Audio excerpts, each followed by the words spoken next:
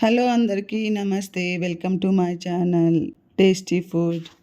ఈరోజు అయితే మనము కరకరలాడే మినప వడల్ని ఎలా తయారు చేసుకోవాలో చూద్దాం. ఈ వడలు లోపల సాఫ్ట్గా పైన కరకరలాడుతూ ఉంటాయి. పిల్లల నుంచి పెద్దల వరకు అందరూ ఇష్టంగా తింటారు. ఇలా తయారు చేసి పెట్టండి. ఇందుకోసం ముందుగా 2 కప్పుల మినపప్పు తీసుకోవాలి. నేను ఇక్కడ పొట్టుతో ఉన్న మినపప్పును తీసుకుంటున్నాను. మీరు నార్మల్ మినపప్పును కూడా తీసుకోవచ్చు. ఈ మినపప్పును బాగా క్లీన్ చేసి రాత్రంతా నానబెట్టుకోవాలి. చూడండి, మార్నింగ్ అంతా పప్పు బాగా నానిపోయింది.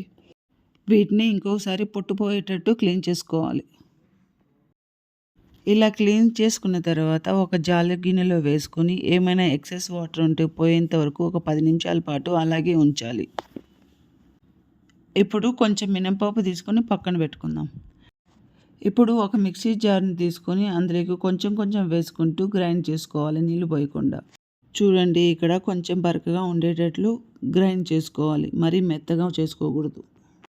ఈ పిండి అంతటిని ఒక బౌల్లోకి తీసుకుందాం. ఇప్పుడు ఒక చిన్న మిక్సీ జార్ తీసుకొని అందులో 4-5 పచ్చిమిర్చి, అలాగే కొంచెం అల్లం, అలాగే కొంచెం జీలకర్ర వేసుకొని కచ్చా పచ్చిగా గ్రైండ్ చేసుకోవాలి. ఇలా కచ్చాపచ్చగా గ్రైండ్ చేసుకొని పక్కన పెట్టుకోవాలి. ఇప్పుడు మనం రుబ్బి పెట్టుకున్న పిండిలో ఒక ఆనియన్ తీసుకొని సన్నగా కట్ చేసుకొని వేసుకోవాలి. అలాగే కొంచెం కొత్తిమీర, అలాగే మనం పక్కన పెట్టుకున్న మినపప్పు, అలాగే మనం గ్రైండ్ చేసుకున్న పచ్చిమిర్చి పేస్ట్ను, అలాగే కొంచెం సాల్ట్ను వేసుకుని అంతా మిక్స్ అయ్యేటట్టు కలుపుకోవాలి. ఇలా బాగా కలిపిన తర్వాత పిండిని పక్కన పెట్టుకోవాలి. కన్సిస్టెన్సీ అనేది ఇలాగ ఉండాలి. ఇప్పుడు పిండిని కొంచెం కొంచెంగా తీసుకొని వడల్లాగా చేసుకొని వేడైన ఆయిల్లో వేసి డీప్ ఫ్రై చేసుకోవాలి. ఇలా వడలు వేసిన తర్వాత మంటను మీడియం ఫ్లేమ్లో పెట్టి అటు ఇటు తిప్పుతూ మంచి కలర్ వచ్చేంత వరకు వేయించుకోవాలి. చూడండి, మంచి కలర్ వచ్చింది. ఇలా మంచి కలర్ వచ్చేంత వరకు వేయించుకోవాలి. చూడండి, బాగా కాలినవి కదా, ఇలాగా ఎర్రగా కాల్చుకోవాలి. ఇప్పుడు వీటిని ఒక ప్లేట్లోకి తీసుకుందాం.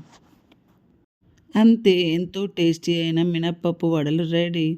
ఇవి ఈవినింగ్ స్నాక్స్ లాగా చేసుకుంటే పిల్లలు ఇష్టంగా తింటారు. ఒకసారి మీరు కూడా తయారు చేసి ఎలా వచ్చిందో కామెంట్లో తెలియజేయండి. Thank you for watching.